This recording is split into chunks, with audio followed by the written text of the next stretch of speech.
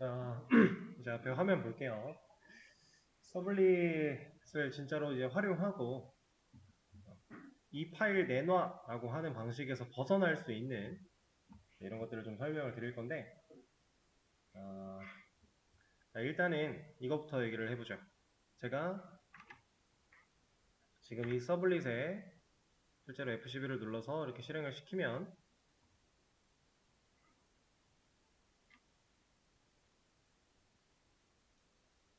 자, 아까처럼 이렇게 나오게 되는데, 여기에 사용된 이 주소 자체가 이 경로에 찾아가서 이 프로젝트 이 패스에 찾아가서 이러한 파일 가져와 라고 요청을 한 거라고 했죠. 자, 근데 이거는 실질적인 파일을 직접 내놔 한 거랑 다를 바가 없다라고 했어요. 이 방식은 좋지 못하다라고 했는데, 그러면 이 파일 내놔 라고 하긴 하되 이 명칭을 꼭 파일명을 써야만 하지 않아도 되게끔 하는 방법을 알려드릴 겁니다. 실제로 웹사이트에서 예제를 좀 보여드리면 네이버 같은 데도 있어요. 자, 네이버에서 나 로그인 이런 버튼을 이제 우리가 누른다라고 하면은 네이버 이 메인 페이지 내놔 다음에 내가 요청한 게 나 로그인 하고 싶어 로그인 페이지 내놔 이거거든요. 누르면 지금 주소가 이렇게 쓰여져 있어요. 그죠? 자, 앞에 있는 이 형태가 좀 바뀌었고요. 그 다음 뒤에 슬래시 뒤에 뭐가 또 왔고요. 그 다음 점이 또 찍히면서 뭐가 왔고요. 물음표가 생기고 뭐가 막 옵니다. 자, 이런 것들 이게 지금 네이버한테 네이버 로그인 페이지 내놔라고 요청하는 것과 똑같아요. 그래서 이걸 복사해서 넣으면 로그인 페이지가 그냥 나와요. 자, 이런 개념인데 자, 얘는 이렇게 생겨먹은 파일명일까요? 그건 아닐 거잖아요. 우리가 홈메인 서블릿을 만들어 놓은 것처럼 이렇게 클래스명을 이렇게 지어놨는데 이 클래스 파일 내놔라고 하는 것처럼 얘가 지금 실제로 이 파일 내놔라고 하는 걸까요? 그 파일명. 그게 맞다라고 하면 이렇게 생겨먹은 파일명을 지금 네이버는 쓰고 있다라는 건데 좀 이상하잖아요. 그죠? 그래서 이런 방식이 아니라 여기도 하나 보여드릴 겁니다. 그냥 뭐 아무거나 하나 들어가서 이렇게 보면 얘는 이제 국세청 사이트에서 어떠한 메뉴를 선택해서 들어온 거예요. 그럼 얘도 이러한 파일명을 쓰고 있지는 않을 거잖아요. 그렇죠? 우리도 이런 식으로 이제 변경시킬 겁니다. 이 상태에서는 이 파일명으로밖에 얘를 못 불러내요. 그래서 파일명으로 부르는 게 아니라 나는 이러한 이름으로 요청을 보낼 건데 그 이름으로 요청이 들어오면 해당 파일을 줘 라는 느낌으로 웹 서블릿이라는 어노테이션을 하나 클래스 위에다 달 겁니다. 우리가 이 어노테이션에 대한 개념은 사실 예전에 이거에서 한번 봤었죠? 오버라이드 안 나오네. 네.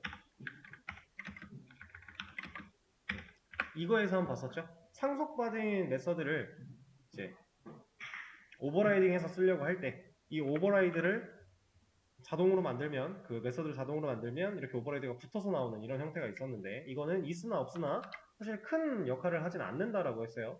근데 앞으로 우리가 웹 환경에서 사용하는 다양한 어노테이션들은 정말 그 하나하나가 역할이 엄청납니다. 얘가 있고 없고가 차이가 커질 거고요. 없으면 안 될 거예요. 그 중에 첫 번째 지금 우리가 배우는 게 웹 서블릿이라고 하는 이 어노테이션인데 얘는 소괄호를 열어준 뒤에 이 안에다가 제가 이런 식으로 한번 입력을 해볼게요. 자, 그럼 이제 웹 서블릿이라는 어노테이션을 사용해서 이렇게 작업을 해주면 뭐가 가능해지는 거냐면 우리 페이지 우리가 지금 이거는 이제 헬로 같은 걸로 바꿔볼게요. 헬로 같은 걸 보여주기 위한 페이지 우리가 만들어 놓은 거를 화면에 그려낼 때 얘를 이 파일 내놔 라고 해도 불러줘요. 그죠? 근데 이제는 방식이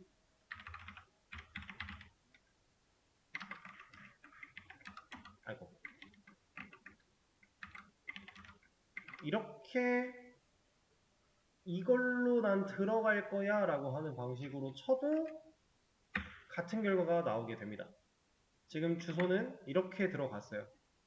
이게 지금 웹서블릿 어노테이션에 달려있는 우리가 입력한 문자죠. 그러면 얘는 무슨 의미예요? 사용자가 입력할 주소 부분을 우리가 정의하는 거예요. 이 파일명 내놔. 사용자가 파일명을 아는 것보다 만들어져 있는 주소명을 아는 게 쉬운 겁니다. 그리고 사실 주소명이든 파일명이든 사용자한테는 이걸 몰라도 되게끔 우리가 화면에 버튼 같은 걸 만드는 거고요. 일단 지금은 이 파일명으로 직접 이 파일 꺼내서 내놔 이게 아니라 이제 이렇게 나 홈의 메인이라는 이 경로로 너한테 요청을 보낼 거야. 그러면 이 경로에 대한 부분을 이 웹서블릿이라는 어노테이션이 판단하고 사용자가 지금 나를 원하는구나 라고 하면 이렇게 이 녀석을 찾아가서 실행을 시켜준다. 이걸 웹서버가 알아서 할 수 있게끔 만들어져 있다라는 거예요. 자, 그러면 제가 하나 말씀을 드려볼게요. 이거 클래스 하나 그대로 복사한 다음에 2라고 만들어 놨습니다. 그리고 여기는 hello2 이렇게 넣어볼게요. 자, 지금 일단 자, 제가 홈 메인이라고 하는 웹서블릿, 그 다음 여기도 홈 메인 웹서블릿 그대로인데 클래스 이름만 다르고요. 실제로 보여주는 텍스트만 달라요. 이거 두 개. 자, 이렇게 보면 똑같죠, 진짜. 자, 이러면 사용자가 홈에 메인으로 난 요청을 보낼 거야 라고 하면 웹서버는 이 to를 열어줘야 돼요? 그냥을 열어줘야 돼요? 그냥? 조금 애매하겠죠?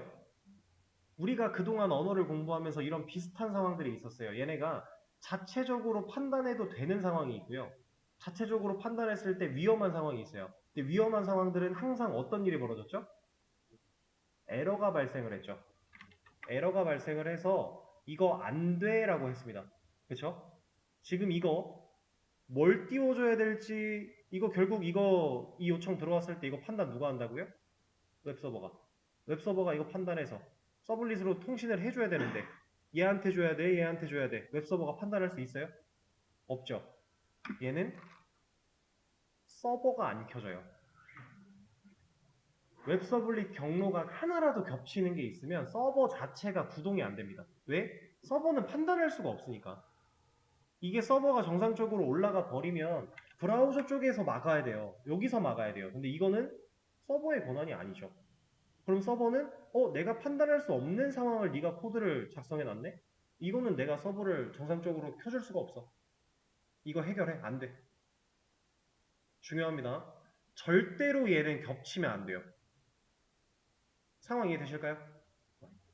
자, 이 파일은 다시 지울 거고요. 이거는 우리가 이 서블릿이라는 파일들을 여러 개를 만들 거다 보니까 앞으로 좀 중요한 내용이라서 지금 먼저 말씀을 드렸고요. 자, 그러면 이 홈메인 서블릿이라는 파일을 이 헬로를 그려낼 수 있는 이 녀석을 열 건데 얘를 화면을 이제 사용자의 요청 브라우저를 통해서 이렇게 브라우저에 올릴 건데 이거는 이제 서버가 꺼져 있는 상태니까 지금 이거 구동 안 되고 있는 거예요. 여기 빨간색 네모가 없죠? 자동으로 에러 나면서 서버가 안 올라갔기 때문에 다시 서버를 켜주고 요청을 보내면 들어오는데 자 이제 홈 메인이라고 입력하고 들어오는 거 당연히 패스 뒤부터겠죠? 패스 뒤부터 컨텍스트 패스 뒤부터 홈 메인이라고 입력하는 것과 홈 메인 서블릿 이렇게 풀로 입력하는 거 둘 다 같은 결과를 보여줄 겁니다. 현재로서. 그러면 여기서 다른 방법을 또 만들 수 있을까요? 자, 쉽게 말하면 이런 걸 지금 얘기하는 거예요. 이게 가능할까요? 뭐 이렇게? 이러면 홈 메인 서블릿 파일 직접 내놔도 될 거고 홈 메인도 될 거고 홈 메인 2도 될 텐데 가능할까요? 얘는 웹서버 상으로는 문제가 없어 보이죠? 겹쳐서 판단할 수 없는 상황은 아니니까 그죠? 안 되는 거예요. 서블릿 파일 하나당 이 서블릿 파일을 열 수 있는 경로는 하나밖에 지정을 못해요. 자, 제가 지금 이걸 왜 말씀드렸냐면 서블릿 파일 하나당 그 파일을 열 수 있는 경로가 하나밖에 설정이 안 된다 그랬어요. 우리가 자, 이거는 여기서 보는 게 빠를 거예요. 자, 메인으로 가봅시다. 지금 보시면은 nts.go.kr 이 부분이 이제 도메인인데, 도메인은 IP나 서버 포트, 웹서버 포트 같은 부분을 실제로 IP를 노출시키지 않고 내가 지정한 문자로 변환시켜주는 게 도메인이에요. 그리고 이거는 별도로 구매를 해야 되는 거고요. 이런 게 도메인입니다. 자, 그럼 여기까지가 도메인인 거고, 우리가 봐야 되는 건 이만큼인데, 자, NTS가 컨텍스트 패스인지는 정확하지 않아요. 이건 우리가 알 수가 없어요. 모든 메뉴를 다 눌러봤는데 이 KR 뒤에 슬래시 뒤에 NTS가 무조건 와. 얘는 빠진 적이 한 번도 없어. 그럼 얘는 컨텍스트 패스가 맞아요. 근데 얘가 어떤 상황에선 빠지더라, 얘가 바뀌더라 라고 하면 패스는 루트인 거예요, 지금. 이런 상황인데 어쨌든 그게 중요한 게 아니라 지금 이 메인 페이지를 띄우기 위해서 결과적으로 얘가 요청을 받아들이는 주소는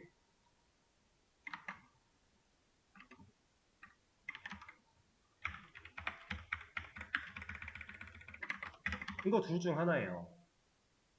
제가 이거 패스인지 아닌지 모른다고 했죠. 모르니까 그냥 이제 확정을 내릴 수가 없는 거고 둘 중 하나입니다. 이거 아니면 이렇게 요청을 보내야 얘는 이 메인 페이지를 띄워주겠다라고 만들어져 있는 거예요. 자, 그럼 여기서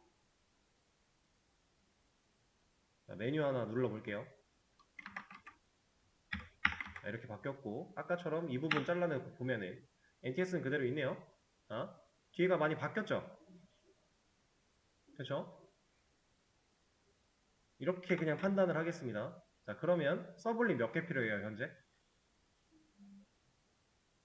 무조건 2개는 필요해요. 이게 어떤 의미냐면 사용자한테 보여주는 화면 하나당 서블릿 하나가 필요하다는 얘기입니다. 거의, 그러니까 100% 들어맞는 얘기는 아니지만 거의 그렇다는 얘기예요. 그러면 어떤 문제가 발생해요? 지금 이 국세청 사이트를 생각해 보세요. 우리가 이것저것 누르다 보면 바뀌어야 될 페이지가 정말 많겠죠. 예를 들어 페이지가 한 150개 있었다고 해볼게요. 서블릿 몇 개 필요해요? 최소 150개 필요한 거예요. 최소. 실제로 한 페이지를 그려내기 위해 서블릿이 2개 이상 필요한 경우도 있습니다. 그러면 최소 150개. 서블릿 여기에 만들 건데 이거 150개래요. 감당할 수 있어요? 힘들죠. 근데 옛날에는 웹을 실제로 그렇게 만들었어요. 진짜 힘들겠죠. 그런 것들을 우리가 이제 발전하면서 편하게 할 수 있게 만들어진 게 스프링이에요. 그러니까 스프링은 웹 개발에서 너무나 좋은 존재고 우리가 그걸 사용할 수밖에 없는 이유가 이런 것들 때문입니다. 기본적인 이유는 이래요. 아주 큰 단점이긴 하죠, 이게. 네, 우리는 이 개념을 어느 정도는 기본기를 습득을 하고 나서 스프링을 봐야 스프링이 자동으로 처리해주는 그 내면에 대해서 기본적인 이해를 할 수가 있기 때문에 얘부터 경험을 하는 겁니다. 대부분의 이제 이거 잠깐만 녹화를 멈추고 얘기를 할 건데, 자, 그러면 일단은 이렇게 이름 만드는 거. 자, 그럼 이렇게 이름을 만들어냈기 때문에 우리는 앞으로 어떻게 할 거냐? 무조건 여기서 F11 누를 거 아니고요. 자, 이게 아마 서블릿 쪽에서는 이 F11을 눌러서 실행을 시켜도 아마 홈메인이라고 하는 경로로 나올 수도 있는데 지금은 어떻게 안 나왔네요. 여기 지금 파일명 그대로 나왔죠? 근데 이게 무조건 이게 나오는 건 아니에요. 여기에 지금 적혀있는 이 홈메인이 이렇게 써져서 나오기도 해요. 직접 실행을 해도. 그건 그런데 어쨌든 이런 방식 말고 이제는 어떻게 할 거냐? 서버를 따로 실행시켜준 뒤에 브라우저 하나 열어서 여기다가 localhost 8081 내 포트 적어주고 컨텍스트 패스 적어주고 그 뒤에 나 이 경로로 갈 거야 라고 하는 부분을 입력해서 페이지를 띄우자. 이게 맞다. 이런 얘기입니다. 앞으로는 이렇게 하셔야 돼요. 자, 그럼 기본적인 이 녀석 알아봤고 할 얘기가 정말 많네요. 자, 이것도 얘기를 좀 해보겠습니다. 그래서 얘네가 뭔데 화면에 얘를 써줘? 이것도 한번 얘기를 해보죠. 그리고 이것도 한번 얘기를 해볼까요? 같이. 자, 화면에 헬로라고 하는 글자가 써 있습니다. 그죠? 이 글자에게는 타입이라는 게 있을까요? 데이터 타입. 이 글자는 지금 자바 코드상 이것 때문에 나온 거예요, 화면에. 그러면 이것 때문에 그려진 이 헬로라는 글자는 데이터 타입이 존재할까요?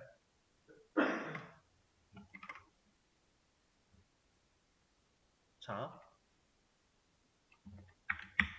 이 두 개 메서드는 자바입니다. 그죠?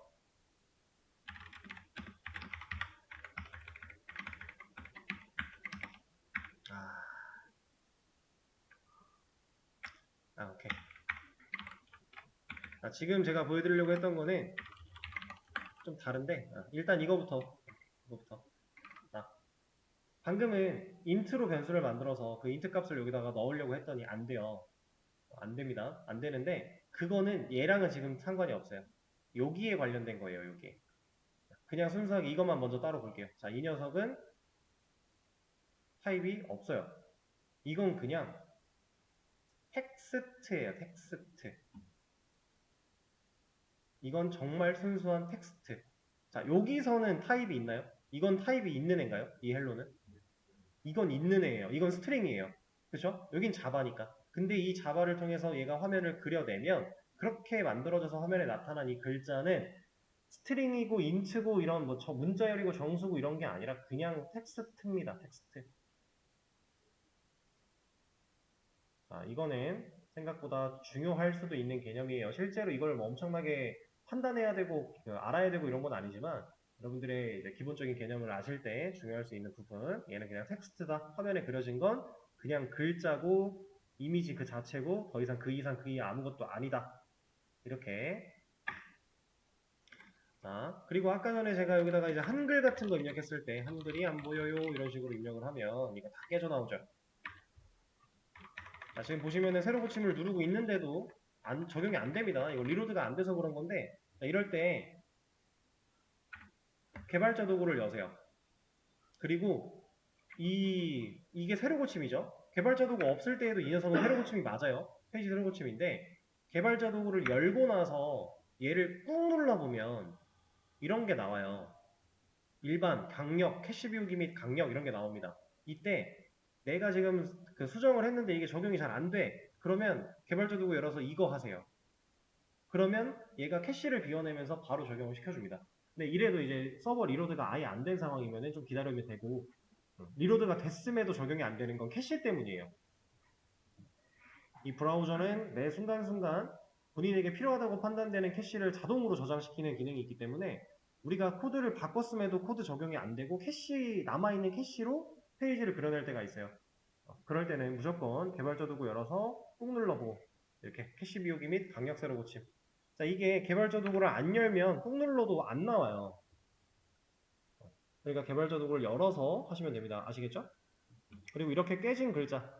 자, 이러면은 우리 화면에 한글은 못 쓰나? 당연히 그럴 리 없겠죠. 근데 그걸 쓰기 위해서는 우리가 이 녀석들에 대해서 이해를 할 필요가 조금 있어요. 자, 이제 얘네 얘기해 볼 겁니다. 자, 리스폰스라고 하는 이 녀석은 어디서 왔어요? 이거는 여기 매개 변수가 받았죠. 두 번째 매개 변수가 리스폰스였어요. 자, 이거 누가 준다고요? 웹서버가. 웹서버가 알아서 부여해 주는 거라고 했습니다. 자, 리퀘스트는 요청이라고 하는 단어 뜻이었고 리스폰스는 무슨 뜻이에요? 응답이죠. 실제로 얘는 사용자가 클라이언트가 우리한테 보낸 요청에 대한 정보를 가지고 있다고 보시면 되고, 여기 리스폰스 이 변수는 우리가 응답하기 위해 필요한 것들이 리스폰스에 들어있다고 보시면 돼요. 그래서 지금 여기엔 누굴 불렀어요? 리스폰스를 불렀어요. 왜냐? 화면을 그려내기 위해서. 화면을 그려내야 응답을 할 수 있잖아요. 그러니까 화면을 그리는 것 자체가 응답인데 그 화면을 그리기 위해 응답할 때 필요한 것들을 들고 있는 이 녀석을 먼저 불러온 거예요. 그리고 나서 리모컨 눌렀죠. 점 찍었어요. 리모컨 눌러서 뭐예요? get writer래요. 이건 writer를 가져오겠다라는 뜻이겠죠. writer는 뭐겠어요? 보통 우리가 이제 writer이라고 하면은 쓴 사람 뭐 혹은 쓸 수 있는 사람 뭐 이런 느낌으로 어쨌든 쓰는 행위를 가능하게 하는 어떠한 역할을 하겠죠. 자, 그래서 실제로 얘는 그 라이터를 가져올 겁니다. 프린트 라이터라고 하는 리턴 타입을 가지고 있어요. 얘가 화면을 그리기 위해 글자를 쓸 수 있는 객체예요.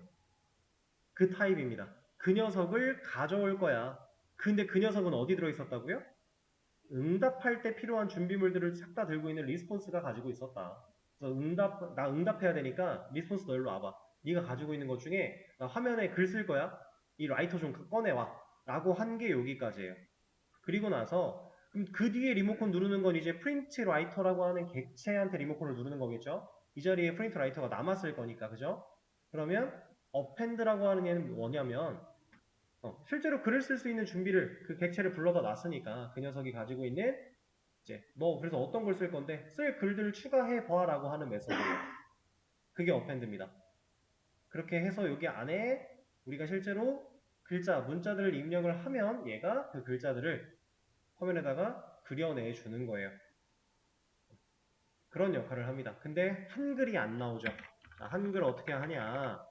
자, 얘가 한글이 안 나오는 이유는 여기서는 우리가 한글 입력해서 전달을 시켰어요. 브라우저 쪽으로 응답을 보냈어요. 근데 얘가 우리가 지금 응답을 보낼 때 되게 다양한 정보들을 같이 보내게 됩니다. 이거는 그냥 간단하게 뭔지 이해 못하셔도 괜찮아요. 자, 여기에는 헤더라고 하는 애가 있어요. 헤더라고 하는 애는 우리가 실제로 입력하거나 어떠한 값을 조정하는 경우가 많지는 않지만 웹서버랑 브라우저랑 통신하기 위해서는 무조건 있어야 되는 세팅 값들이에요. 근데 이런 녀석들이 있는데 여기서 인코딩 세팅이 빠져 있어서 그래요. 그래서 브라우저가 한글을 한글로 못 읽어요. 그러면 이거는 우리가 따로 추가로 세팅하지 않고서는 해결이 안 되는 문제니까 우리가 추가로 세팅을 해주는 겁니다. 그걸 어떻게 하느냐? 자, 이것도 응답에 관련된 거겠죠? 그렇죠? 그래서 리스폰스를 일단 불러놔요. 리모컨을 누릅니다. 그 안에서 set 컨텐츠 타입이라고 하는 메서드를 호출할 거예요. 자, 이 set 컨텐츠 타입이라고 하는 메서드는 리턴 타입은 보이드고요. 인자로 뭘 넣어야 돼요? 스트링 문자열을 넣어야죠. 인자로는 문자열을 넣어야 된다. 그러면 이 안에다가 우리가 실제로 문자열을 세팅을 해야 이 메서드가 실행이 될 텐데 얘는 뭐 하겠다라고 하는 거냐면 응답을 할 때 이 컨텐츠, 이 본문에 대한 타입을 우리가 변경하겠다라고 하는 겁니다. 자, 우리는 지금까지 화면을 그려내기 위해서 뭘 공부했어요? HTML과 CSS 공부했죠. 자바스크립트 공부했죠. 자, 그 녀석들을 다 JSP에 담아서 쓸 거라고 했어요. 그죠? 근데 JSP에도 결국 HTML 태그를 사용할 거라고 했기 때문에 우리가 지금 현재 JSP를 사용하는 건 아니지만 지금 이 본문에 있는 텍스트는 HTML이야 라고 타입을 변경할 겁니다. 자, 그러면 이 화면에서 어떠한 차이가 있는지 보세요.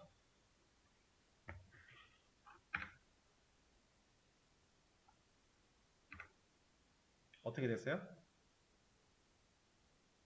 한글이 나오죠. 그렇죠? 내가 이 컨텐츠 본문 지금 응답할 이 추가된 글자 텍스트를 HTML로 볼 거야 라고 하는 거예요. 그럼 이게 지금 무슨 일이 벌어진 거냐면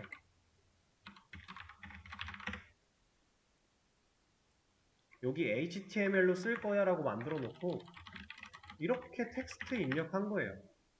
그럼 화면에 이 텍스트 나오잖아요. 그쵸? 자, 그러면 이제 HTML로 쓸 거야 라고 했으니까 만약에 여기다 태그를 쓰면 어때요? 자, 태그 쓰는 거 알려드릴 건데 div 치고 탭하면 안 돼요. 지금 여기는 쌍따옴표 아니니까, 그죠? 근데 우리가 설치한 게 emit이 있어요. 자, emit 사용법 태그 이름 적고 컨트롤 알파벳 E 누르면 얘가 태그를 자동으로 만들어 줍니다. 자, 이거는 자바 쪽 이런 클래스 안에서도 가능한 거고 나중에 우리 JSP 만들어서도 거기서도 돼요. 근데 JSP 쪽에서는 컨트롤 스페이스도 되고 탭도 가끔 돼요.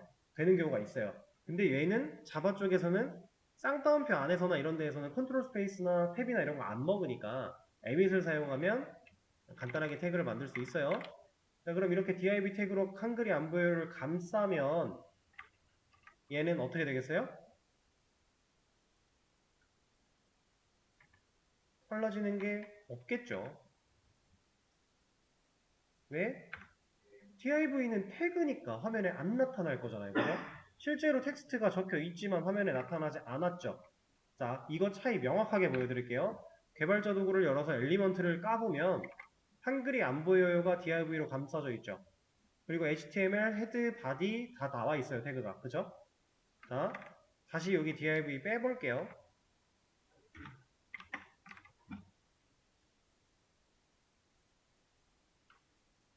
아직 안 바뀌었습니다. 이제 바뀌었겠다. 자, 바디 어디 갔어요? 아, div 어디 갔어요? 없죠?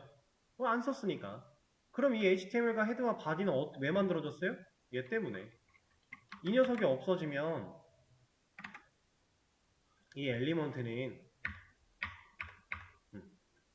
이렇게 돼요.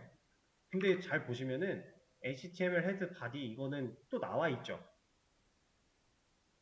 이거는 우리가 지금 텍스트를 HTML로 볼 거야 라고 안 했는데 나왔거든요. 그리고 심지어 PR이라고 하는 태그가 하나 쓰여져 있어요. 이거 예전에 제가 보여드린 적 있는 태그인데 실제로 내가 입력한 텍스트 띄어쓰기 같은 거 아니면 줄바꿈 같은 거 그대로 화면에 그려주는 태그거든요. 이거는 기본 세팅이라 그래요. HTML 없이는 화면을 못 그리니까. 그래서 브라우저가 자동으로 부여를 해버렸습니다. 대신에 인코딩 안 되니까 우리는 이거를 꼭 넣어야 된다. 그리고 이것만으로 끝날 게 아니라 갑자기 캐릭터 셋이 아니라 캐릭터 셋 UTF-8 이것까지 넣어주는 게 베스트예요. 확실하게 문제에 대한 인코딩 세팅을 하는 거죠. UTF-8로. 결과는 한글이 안 보여도 똑같이 잘 나와요. 자, 이렇게 해서 얘는 이제 이 서블릿이 직접 화면에 무언가 글자를 쓰기 위해 이 겟 라이터라고 하는 프린트 라이터 객체를 사용해서 화면을 직접 작성하기 위해 사용할 때 그 글자가 그냥 텍스트로 넘어가 버리면 한글을 인식을 못하니까 이런 세팅을 해야 제대로 값을 넘겨줄 수 있다라고 하는 개념입니다.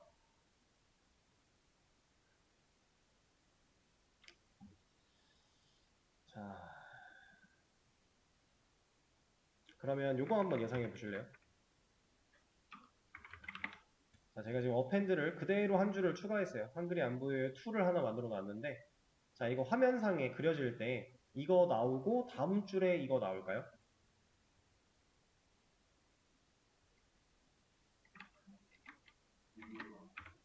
그쵸? 이거 공백이 있어요? 없죠. 그럼 이 줄바꿈은 의미가 없다란 얘기겠죠? 제가 여기서 만약에 한 칸을 띄면 한 칸 띄겠죠? 이건 당연한 거니까. 그럼 세 칸을 띄면 한 칸 띄겠죠? 한 칸 띱니다. HTML에서 그냥 텍스트가 가지고 있는 모든 줄바꿈 공백은 한 칸으로 해결되니까, 그죠? 그러면 하나한테만 div를 감싸면 얘는 줄바꿈 해요? 이건 하죠. div가 한 줄을 혼자 써야 되니까. 얘는 한 줄을 혼자 써야 되잖아요. 얘는 한 줄을 혼자 안 써도 되겠지만, 그죠? 이런 거예요. 실제로 우리가 배웠던 HTML을 그대로 다 활용이 가능하다. CSS도 넣을 수 있어요. 여긴 다만 이제 CSS 파일이 별도로 존재하지 않으니까 그렇게 만들어 올 수도 있지만 여기선 그러지 않으니까 인라인 CSS를 만약에 쓰겠다. 근데 지금 보시면은 쌍따옴표를 제가 넣으니까 좌우가 끊겼죠, 다시. 이거 자바니까 이렇게 하면은 이거잖아요. 이렇게 연결되는 거잖아요, 그죠? 그래서 이럴 때는 그냥 홀따옴표 쓰시면 돼요. 컬러 레드 이렇게 한번 해볼게요. 그러면 이 글자가 컬러가 적용이 된다. 우리가 배웠던 거 그대로 다 화면을 그려내는데 쓸 수가 있다라고 하는 겁니다. 물론 여기 쌍따옴표를 실제로 쓸 수 있게 하는 방법도 있어요. 이렇게 하면은 쌍따옴표로 인식이 됩니다. 내가 쓰고자 하는 그 쌍따옴표 앞에 역슬래시 하나 넣어주면 돼요. 그럼 얘는 진짜로 문자열을 입력할 때 쓰는 쌍따옴표가 아니라 텍스트 쌍따옴표로 인식을 해줘요. 이래도 똑같아요. 이렇게도 쓸 수 있는 방법이 있어요. 방법은 두 가지가 있다. 어쨌든 우리가 배웠던 거 이런 식으로 활용할 수 있다 라고 하는 거고요. 자, 시간이 없어서 뭐 다른 내용을 더 진행하기는 좀 곤란할 것 같고 이제 내일 수업에서는 이제 이걸 활용해서 여러분들한테 이런 것 좀 만들어 보세요 하고 과제를 좀 드릴 겁니다. 그러면 여러분들이 직접 만들어 보실 거고, 그리고 실제로 JSP 파일도 만들어서 JSP를 사용해서 화면을 응답하는 그런 방법도 알려드릴 거고, 그리고 이제 새로 프로젝트 만들었으니까 커밋도 진행해야겠죠? 내일 그런 내용들을 좀 추가로 다 진행을 하도록 하겠습니다. 자, 일단 오늘 진도는 여기까지 할 거고요.